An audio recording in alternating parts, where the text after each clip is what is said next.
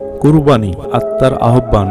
চাঁদের আলোয় এলো খুশির দিন, ঈদুল আজহা নূরের স্রোত শ্রীন। এ খুশি শুধু কি ভোজ নয় ভাই, এটা গভীরতা অনেক খোঁজ।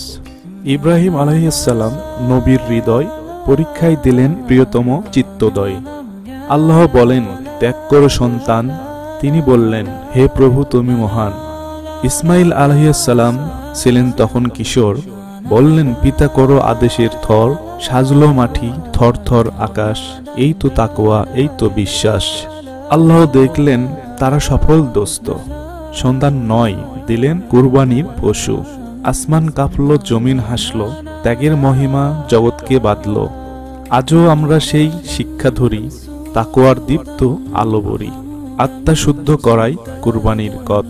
লোভ রাগ অহংকার সব, করো কুরবানি ফিরাও রব। গোস্ত নয় পুছাও তার নিকট, শুধু ভয় আর ভালোবাসার যুক্ত।